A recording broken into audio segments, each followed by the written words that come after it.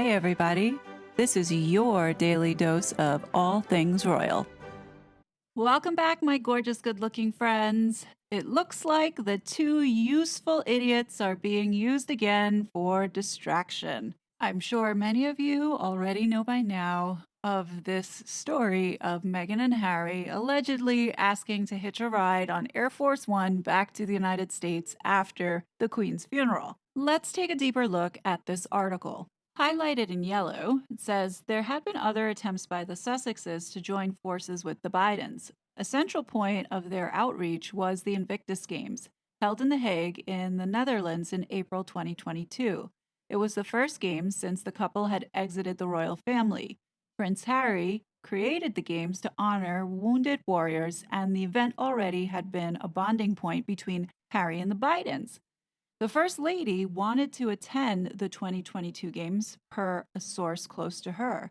However, British officials, in a working level conversation, conveyed to National Security Council staff that they thought the idea would land badly, a source said. Secretary of Transportation Pete Buttigieg and his husband Chasten led the U.S. delegation instead. First of all, we don't know who the Daily Mail spoke to get this information. And secondly, in years 2020 and 2021, Meghan failed to demonstrate to the Bidens that she was congressional quality material. 2021 was really the beginning of the Sussex downfall.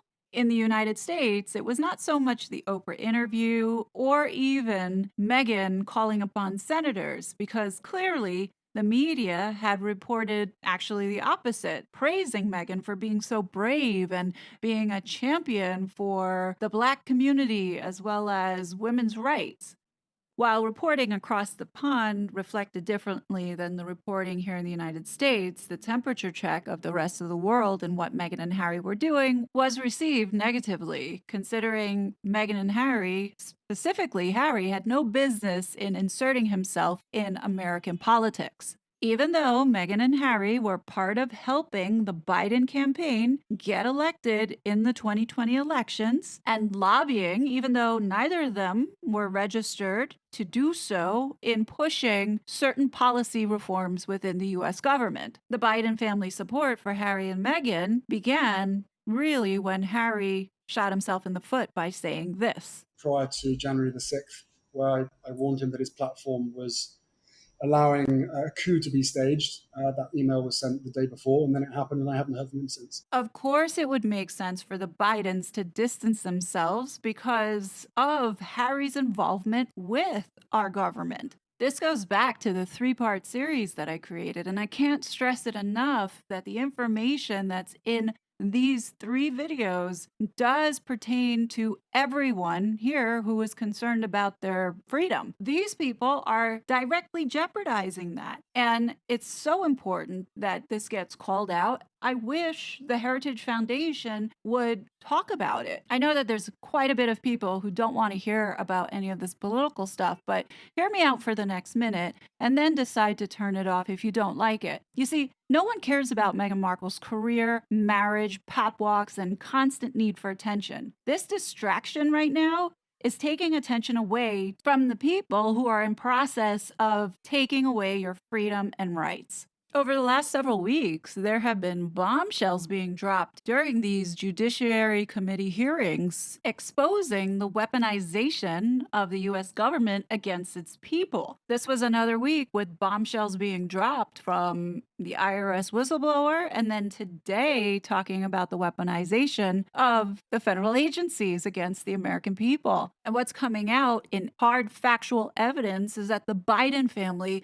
is up to its neck in dog doo-doo. The media has been covering up for Biden by playing down the seriousness of all of this because they played a big part of this mass manipulation. The Democrats on this committee have been really hostile during these hearings against the witnesses that have been coming forward to give their testimony and essentially blow the whistle.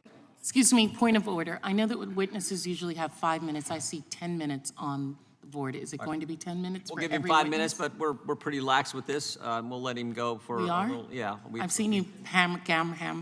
gavel down on quite a number of We've witnesses. given senators and former Democrat members of Congress and all kinds He's of folks plenty neither. of time.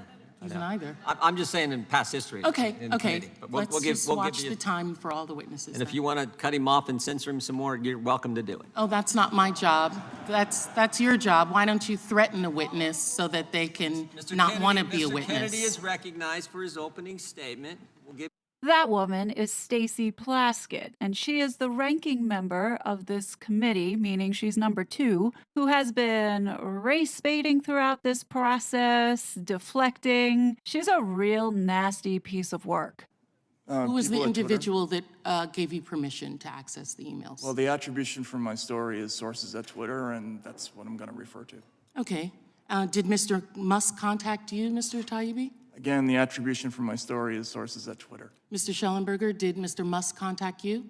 Actually, no. I was brought in by my friend Barry Weiss, and so this story, there's been a lot of So misinformation Mr. Weiss or brought you in. disinformation about Mr. that. Taibbi, Ms. Weiss, thank you. Mr. Taibbi, have you had conversations with Elon Musk? I have. Okay. And Mr. Taibbi, did Mr. Musk place any conditions on the Would use of the the email? gentlelady yield for a second? As long as my time is not used for Are it. you trying to get journalists? No, to I'm not expose trying to their get, sources? no, I'm not.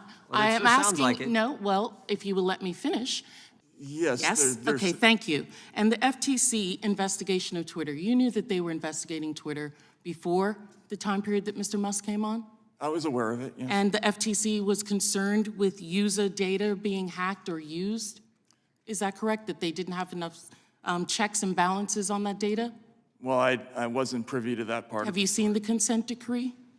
No, I have not. Okay, well, the consent decree is concerned with user data, which would be probably the reason that they were concerned if they're giving files to journalists that potentially data about users as well as data about individuals and employees would be given to them. My understanding So is I that didn't they ask didn't a ask- question. I didn't ask you a question, sir.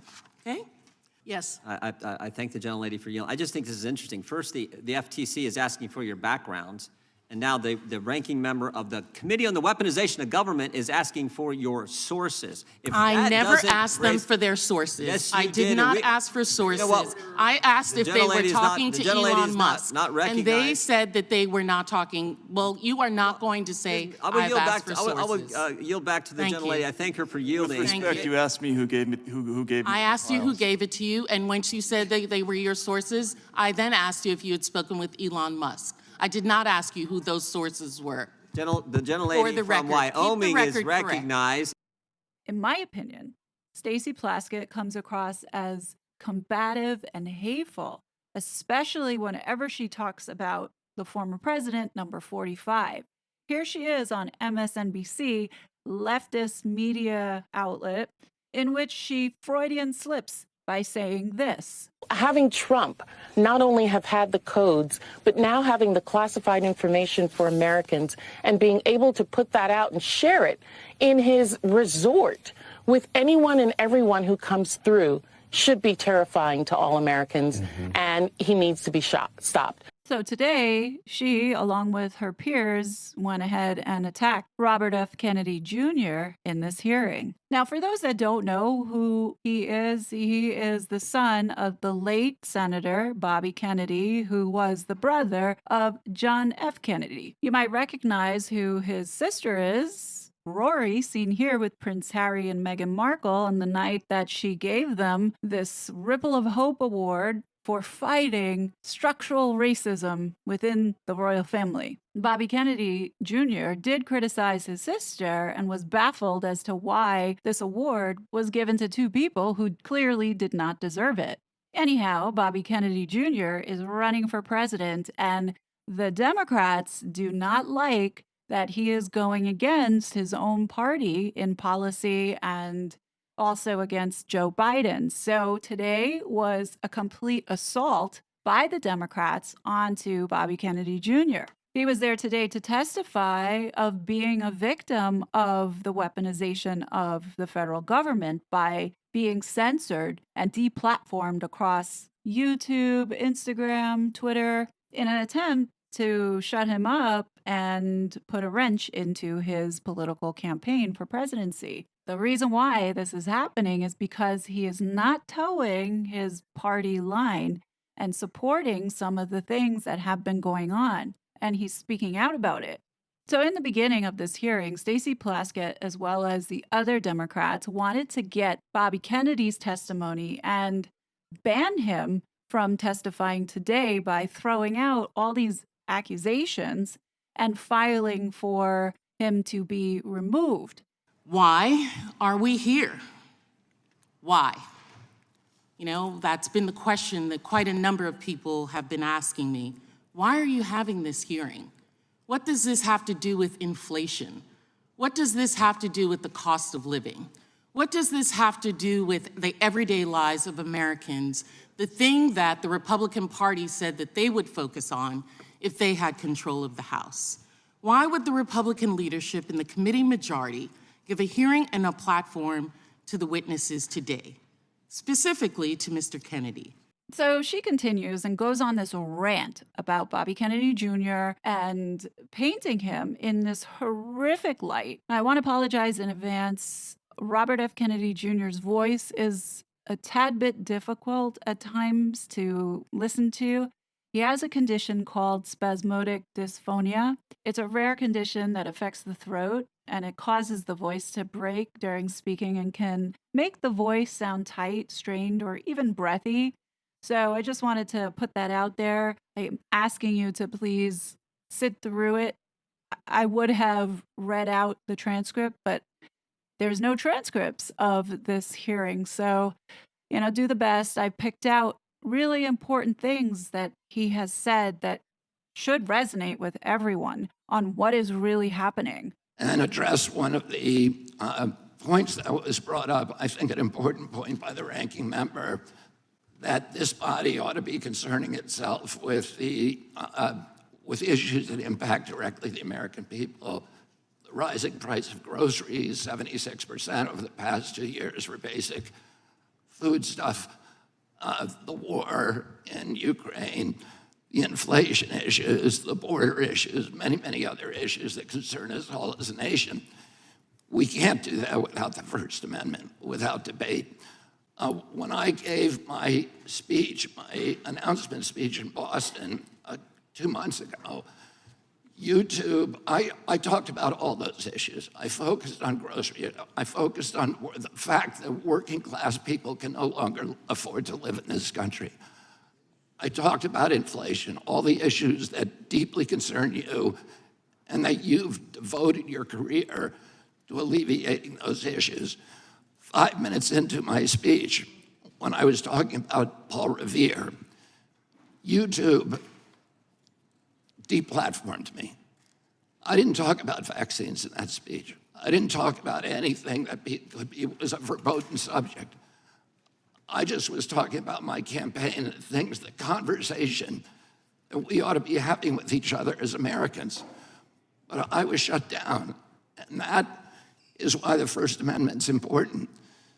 Debate, congenial, respectful debate is the fertilizer, it's the water, it's the sunlight for our democracy. We need to be talking to each other.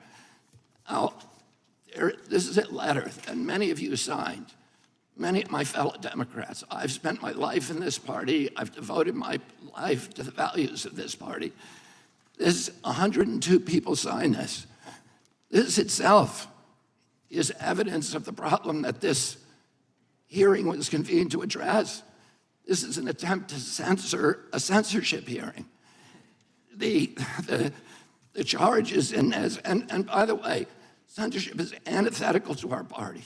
It was appalling to my father, to my uncle, to FDR, to Harry Truman, to Thomas Jefferson, as the chairman referred to. It is the basis for democracy. It sets us apart from all of the previous forms of government. We need to be able to talk, and the First Amendment was not written for easy speech. It was written for the speech that nobody likes you for. You hear that, Meghan? You don't get to censor your sister from telling the truth. And this is an example of how coordinated Meghan's Sussex squad is in getting people shut down. These folks targeted Samantha in a campaign pushed across social media in order to intimidate and bully her and others into silence, which is not right. In the next clip that I'm about to show you is testimony from Maya Wiley today. Now, just to give you some background on who this woman is and what she is all about, A, she is a Democrat, and B, she is part of this leftist regime. Maya Wiley is the president and CEO of the Leadership Conference on Civil and Human Rights and the Leadership Conference Education Fund. A nationally respected civil rights attorney, Wiley has been a litigator at the ACLU, NAACP, Legal Defense Fund, Inc., and the U.S. Attorney's Office for the Southern District of New York. Yes, folks, she's in my territory. She has been a program creator in philanthropy, nonprofits, government, and higher education. She helped create a criminal justice program for a major foundation in South Africa. Wiley co-founded and led a national policy advocacy organization, the Center for Social Inclusion, now a part of Race Forward, a national policy strategy organization working to end structural racism. She became the first Black woman to be counsel to a New York City Mayor, Bill de Blasio, who, by the way, left this city in shambles and replaced by someone who is now running it completely into the ground. Crime is at an all-time high. We have migrants running rampant everywhere. Don't even get me started on where my tax money is going. But back to this woman. She's very much in support of what the Biden administration is doing. And here is the reason why. So her little civil rights organization focused on the left acts like an umbrella for mostly, or I want to say predominantly, left-wing organizations who lobby and advocate before Congress and other federal agencies on legislation and presidential appointments to the executive departments and judiciary. So no wonder why she is looking the other way when it comes to all these government agencies trying to impose themselves and force people off of social media in an attempt to censor opinions that don't align with the agenda. So here is where American tax dollar money is being funneled through. It's to these advocacy organizations. And if you notice here, we have second one down, the National Women's Law Center Action Fund with $450,000 going to advocacy and advertising. Where have I seen this before? You know who else gave a significant amount of money to this National Women's Law Center? Archwell Foundation, aka Public Charity. And what did they give that money for? General support, plus funding study into the impact of the pandemic on working women in the US? Yeah, okay. I call bullshit. One last little tidbit about Maya's organization is her funding, a lot of it comes from, you guessed it, George Soros and Bill Gates. Let's listen to some of the wisdom Maya shares with us in her testimony. Ms. Wiley, if I could talk to you, and I know maybe you're busy, with something else there, but do you trust the government to determine what facts and views the American people should be exposed to? I trust that we have a process whereby we can interrogate what we hear and learn from the government, but certainly I expect the government to share facts and information. That wasn't my question. I didn't say share facts and information. I said, do you trust the government to determine what facts and views the American people should be exposed to and which ones they should not? Well, I think I'm struggling with the question because that is not the facts of the case in Missouri. Simple in question. Missouri versus I'm not talking Biden, about Missouri. I'm not talking about Missouri. Hey. I'm not talking about Missouri. This is a very simple question. Do you trust the government to determine what facts and views the American people are exposed to?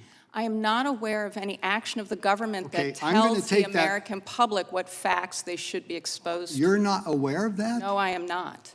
Oh my gosh, where have you lived for the last 3 years? In the United States of Okay, America.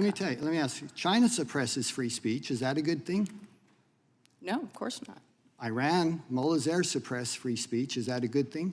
No, of course. Vladimir Putin suppresses. Is that a good thing? No, we all So agree can we should not suppress free we speech. agree then that the government government leaders should not suppress free speech? Do we agree with that? That's a different question. Yes, it is unconstitutional How for the is it government to pass laws that would abridge free speech. That's the First or Amendment. not pass laws, but to create pressure that would suppress free speech. They don't. Vladimir Putin doesn't pass a law. Yes. He exerts his force and influence to suppress free speech. Yes, the case law says that the government cannot coerce private entities. And we agree that's a bad idea, don't we? Yes, and I would absolutely agree when We Donald agree Trump, then the government when Donald shouldn't- Trump wait, threatened social we- media companies Hang on, with hang on, federal hang on, regulation hang on. shutdown, that was coercion. That's not my question. Oh, I know, but I think it was consistent to show that we Here's my agree. question for you. We agree the government shouldn't be responsible for restricting views that the American people are exposed to. We agree on that, right? You wouldn't answer it at first, Oh, but that's- it's clear that you do agree with that. That's a Because when- different question. Okay, so to my question, do you agree with it or not?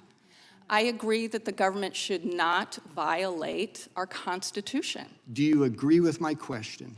Your question is Should the government whether or not determine, the this is so simple. No, it is not so simple. No, I'm going to ask it because- one time, and it is so simple. A 7th grader could understand this question. Should the government be responsible for the views and the facts that the American people are exposed to? The problem I have is that I don't Okay, I'm know gonna of say any that- I'm facts gonna in say which that the you're unable government to- tells us I'm what going to to say that believe. you're unable to answer a question, which for me is fairly shocking as an American citizen.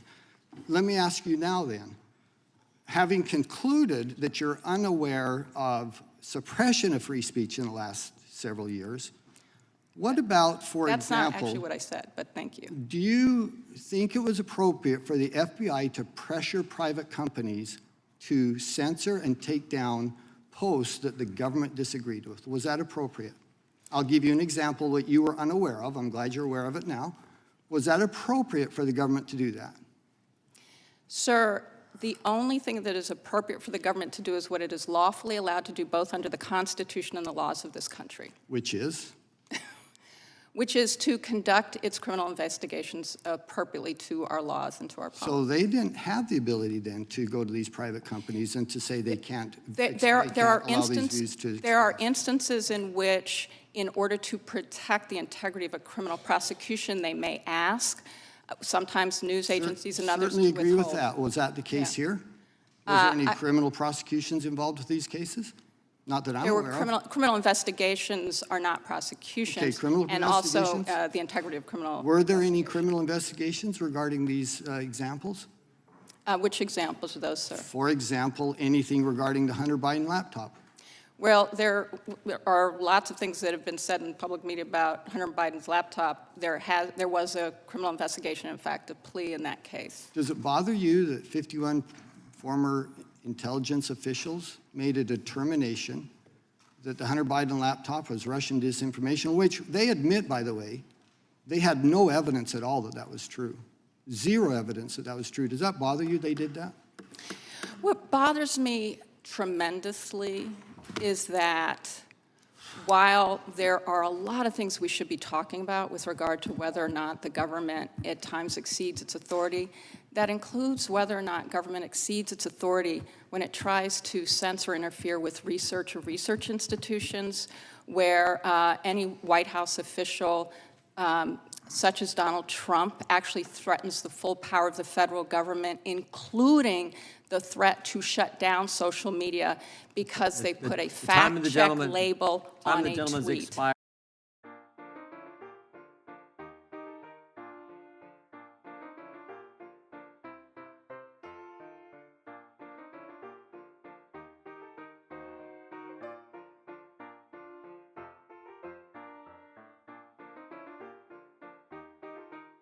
Wow, the irony and cognitive dissonance from the other side of the aisle, it's deafening. You could cut it with a knife.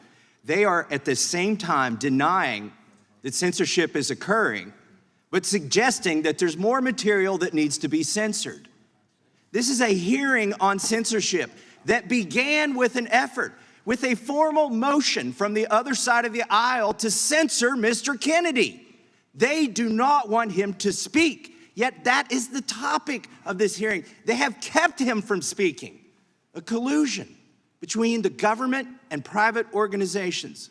Mr. Kennedy, in your opening statement, you introduced us to this word malinformation. Can you tell us more about this made-up word, what it means, and some of the things that you've said or tried to say that you've been censored for that's been characterized as malinformation? I was censored not just by the Democratic administration, I was censored by the Trump administration. I was the first person censored by as the chairman pointed out, by the Biden administration 2 days after it came into office. It ordered a truthful, and by the way, they had to invent a new word called malinformation to censor people like me. There was no misinformation on my Instagram account. Everything I put on that account was cited and sourced to peer-reviewed publications or government databases. Nobody has ever pointed to a single piece of misinformation that I publish. I was removed for something they called malinformation. Malinformation is information that is true, but is inconvenient to the government, that they don't want people to hear. And that's antithetical to the values of our country. And to say that I created a film that encourages blacks not to get adequate medical care is just completely abhorrent. Don't misuse my words, It's the sir. witness's time. Do not censor the witness. I'm not censoring the witness. I'm not censoring the witness. He's still talking. It's I don't my have the time, and I've ability to given it to censor the witness. Do not censor him. I'm not censoring him. If the views that you and others have applied to me, I've attributed to me, if they were actually true, I can see why I shouldn't be able to testify here today. Those are not true. These are defamations and malignancies that are used to censor me, to prevent people from listening to the actual things that I'm saying. And I think, Ranking Member, that we should have a real conversation rather than an exchange of ad hominem attacks. Now, this piece, I need you guys to pay attention. And answer very quickly to your question, the term malinformation was coined to describe information that Facebook and Twitter and the other social media sites understood was true, but that the White House and other federal agencies wanted censored anyway for political reasons because it challenged official orthodoxies. I'll give you one example. I was included in a group called the Disinformation Dozen. And Facebook and others were asked to censor us, which they did. And by the way, my Heck Aaron post, it was taken down. My whole Instagram account with 900,000 people was taken down because of that. Oh, they knew, Facebook knew that the Disinformation Dozen claim, and what they said was the Disinformation Dozen came from this very shady group called the Center for Preventing Digital Hate in England that is funded by dark money that should be looked into. Did you all hear that? Shady organization? Listen to it one more time. It came from this very shady group called the Center for Preventing Digital Hate in England that is funded by dark money that should be looked into. Let's look into this. So, the Center for Countering Digital Hate, formed in October of 2018. Key people, the CEO, Imran Ahmed. Where have I heard that name before? Oh, right. Who could forget our good pal Smelly Hall wrote another hit piece on us YouTubers featuring this guy. This is why Samantha Markle's case must move forward. Obviously, Meghan and Harry have been a part of this agenda. I don't know anything about this guy, and when they mention the word dark money, that traditionally refers to funds raised for the purpose of influencing elections by nonprofit organizations that are not required to disclose the identities of their donors. So I pose the question, could Archwell's $10 million be dark money? Meghan and Harry sure did a lot of work before the election and have been quite active in trying to censor people online and getting involved with all these people in the censorship industrial complex. I'd like to know, where is the IRS? We need an investigation on Archwell. ASAP. So let me tee up this next clip. So this guy, he is a Democrat, and prior to where I bring you in on this clip, he is talking about how the former president had weaponized our government, and he's not on the side of our current administration doing that. So he poses the question to Maya of what would happen if the government was weaponized. I stopped the clip when she starts going into the tirade about if President number 45 goes for another term, like really was positioning on why this man should not be elected again. I'm not going to get into that. I just want you to hear what Maya has to say that I find really interesting. At the Department of Justice and FBI are being weaponized to attack everyday Americans. What's the impact of that on our democracy? Okay. Unfortunately, Congressman, there's more than one impact. One impact that's very clear and obvious, sadly, for far too many, is that foreign governments who have deep interest in sowing distrust in the American people against our own government and our own civil servants utilize that to generate and propagate mis and disinformation that then it puts out under disguise on social media platforms to help incite and spread the notion, seemingly in a way that suggests that it is not coming from a foreign government, so that it is sowing the seeds, not just of distrust, but fundamentally in any democratic country, it is critically important that we be able to have a relationship with our government and with law enforcement in order to make sure that people are coming forward to law enforcement, sharing information truthfully with law enforcement, and that law enforcement can engage in investigations into any version of potential crimes that have been committed in violation of our own laws without interference and without the refusal or inability to do so in a manner that also holds the privacy and protection of people's rights by also keeping that quiet, which is centrally important to criminal investigations. I'm the gentleman. I'm beginning to think that Harry is one of these foreign agents who has come here to sow discourse in our country, which is exactly what he has done. I want to know, why is it that our government has not pulled him in to question him about January 6th? Is this the reason why the Bidens have distanced themselves from Meghan and Harry, because he was such an idiot to broadcast that he knew about this coup happening? Where are you, Heritage Foundation? We need you to expose this. This is a good enough reason to demand knowing what his forms say and his purpose for being in this country. Now, this next Congresswoman blows it out of the water. It is, we are 100% trying to censor one gentleman because one side doesn't agree with his comments. So in a weaponization hearing about censorship, the left is trying to censor, which I think is absolutely crazy. And I have to bring this up. And since the door was opened, you know, I'm deeply concerned about the fact that there were FEC reports brought up. Mr. Kennedy, you acknowledged that you don't know where those came from. You said that you have no affiliation with those, that PAC, that super PAC, I believe. The ranking member said she was deeply concerned about the affiliation, and we seem to have a guilty by association theme going on here.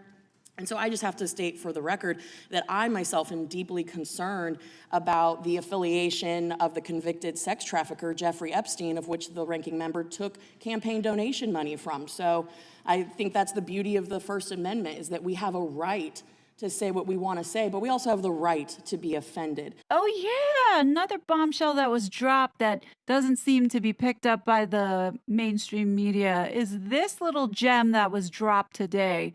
So this woman, Stacey Plaskett, the salty one who had been attacking all the witnesses, so happened to know this man and had taken donations. I didn't even know that Virgin Islands had a voice in our Congress, but apparently Stacey Plaskett is the Virgin Islands delegate to Congress, and she accepted contributions totaling more than $34,000 from Sleazy E and 4 of his associates from 2014 through the 2020 election cycle. And this is part of the transcript in the hours-long deposition from the VI government's lawsuit against JP Morgan Chase Bank. This woman met with Sleazy E at his New York City mansion sometime around 2018. According to this court transcript, it appears that just as she was going into Sleazy E's apartment, the former Prime Minister of Norway was going out. I would think that this woman knows some things, just in my opinion. Anyhow, just thought I would add a little color on that. So I just wanted to point that out, you know, glass houses and all. Our Democrat colleague, Mr. Lynch, opened up the door of what does the impact of the continued narrative of weaponization have on the general public? And I think that's really important, because what we have seen in the last couple of weeks is irrefutable evidence of the fact that the FBI has not only been systematically working to censor American speech, but they have been facilitating it, and in some cases at the behest of foreign governments. A weaponization report proved that there was a direct connection between the Ukrainian SBU, in which that intelligence service was sending spreadsheets of thousands of posts, in some cases posts that were belonging to the United States State Department. And because we know that the Ukrainian SBU is rife with double agents, the FBI wasn't even vetting the posts. They were simply sending them direct to the social media companies saying, please take these down. So now we have an FBI that is not just saying that they're gonna fight foreign interference, they're facilitating it. At one point even suggesting that they put forward a 24/7 channel where the FBI takes requests from a foreign government and filters it right to the social media company to have those posts taken down. And it was across the board, anti-Ukraine, pro-Ukraine. That right there proves that they weren't vetting the posts. That's a problem. We've established clearly with hard evidence that there is in fact a weaponization of the federal government against the American people, and every single day that we do not acknowledge it is a bad day in America. The pillars of our constitutional republic, not democracy, are being taken down bit by bit because the press is being told they can't ask the tough questions. Ms. Morris, you have probably received threats, you have been censored, you have been silenced. Mr. Sauer, you have been before us many times and you have expressed the pushback, the threats that you have received. Mr. Kennedy, I can't imagine what you receive on a daily basis from both the left and the right. So I'm going to go to our Democratic colleague, Mr. Lynch, and ask the question, what impact does the continued narrative of weaponization have on the general public? I know he framed this in a way to make a point that it is somehow negative to ask the tough questions, but I'm going to ask our three witnesses here. What are the ramifications if we don't talk about it, if we don't expose it? And I only have 25 seconds, so Mr. Sauer, take it away. If federal censorship is not stood up to aggressively, it will expand to every corner of online discourse. Ms. Morris. It's just this, I can't even believe this is a conversation. Like, this is not controversial or taboo. We live in the United States of America, and you have the right to say whatever you want, to print whatever you want, and to read whatever you want. Mr. Kennedy. A government that can censor its critics has license for every atrocity. It is the beginning of totalitarianism. There's never been a time in history when we look back and the guys who were censoring people were the good guys. All of us grew up reading Arthur Koestler, Robert Heinlein, Aldous Huxley, George Orwell, and they were all saying the same thing. Once you start censoring, you're on your way to dystopia and totalitarianism. And I know my time has expired, but Mr. Sauer, you said earlier, censorship is about power. Censorship is about control. And the entire progressive leftist agenda is about nothing more than dependency and control. That is why this is so important. With that, I yield back. Now, do you understand why I am so passionate to talking about this rather than staying at the superficial level and talking about the bizarre behavior of Meghan and Harry with all these deflection and puff pieces that they keep pushing out? What they have done is sow discourse not only here, but also in the United Kingdom. Was this done by design as a political move? And this is what we need to investigate. It's clear now being exposed from this hearing and the others is that The FBI had set up a foreign influence task force. My question to you guys is, were Harry and Meghan a part of it? If you took a moment to watch the other videos that I did on this and talking about the censorship industrial complex that Harry and Meghan were a part of, you'll understand that Rene DiResta and Alex Stamos, people that Meghan and Harry were involved with, are being sued. And this case is massive here in the United States, but the media is refusing to report it. Here is a little sample of what this means.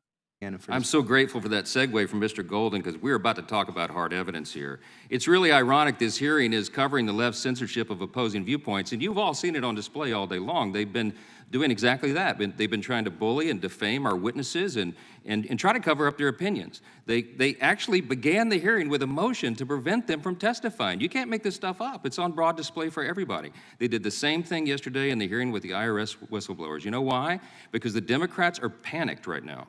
They're panicked because it's impossible to cover up the inescapable conclusions of the last few weeks. Let me give you two of them. First, one, the hard evidence, Mr. Goldman and everybody else, now proves that the Biden family is hopelessly corrupt and has apparently engaged in a long pattern of extortion, bribery, influence peddling, and tax fraud, and staggering abuses of power. And number two, we're highlighting here today that we now know that a growing list of the most important executive branch agencies of the Biden administration are in on it.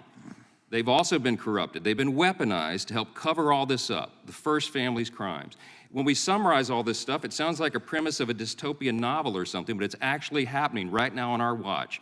This is not conspiracy theories, this is evidence. Our hearing today is to put a spotlight on one more of these incredible avenues of unprecedented corruption and government cover-up.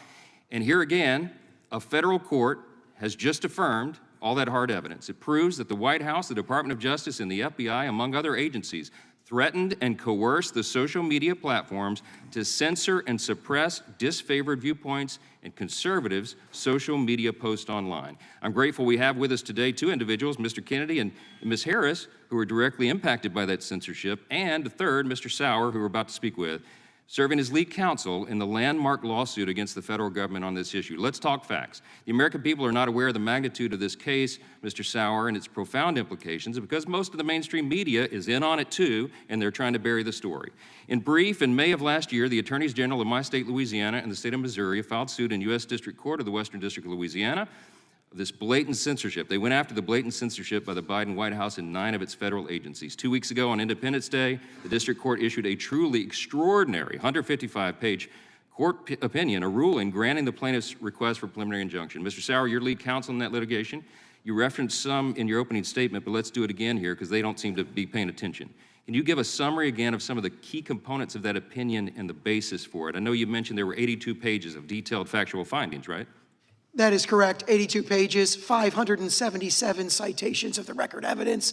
That evidence is drawn from about 20,000 pages of the government's own communications with social media platforms and 6 full-length depositions of senior federal officials with firsthand knowledge of federal censorship practices. It's absolutely staggering. And now they've tried to bury this and say, well, the Fifth Circuit entered a temporary administrative stay. They granted an expedited briefing and oral argument, however, for August 10th. What's the impact of that? Isn't that routine practice in the Fifth Circuit? That's a direct quote from the recent Fifth Circuit decision, N. Ray Abbott, which is cited in my written testimony. It's legally incorrect, clearly legally incorrect to describe them as vacating the injunction, which has happened multiple times. They either don't know the law or, I don't know, they're trying to obscure the facts. That's a theme around here. The White House and the fellow Democrats disputed almost none of the factual findings in the court. Isn't that right? So far, we've had 2 emergency stay motions from the Department of Justice, one in the district court, one in the Court of Appeals. And what really struck me in reading those is they just don't dispute those 82 pages of factual findings. Almost none of them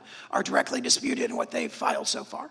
So at the very beginning of this lengthy opinion, the court explains the staggering scope of the government censorship uncovered here. At page 2, the court explains, quote, if the allegations made by the plaintiffs are true, the present case arguably involves the most massive attack on free speech in United States history. The court called it dystopian, Orwellian.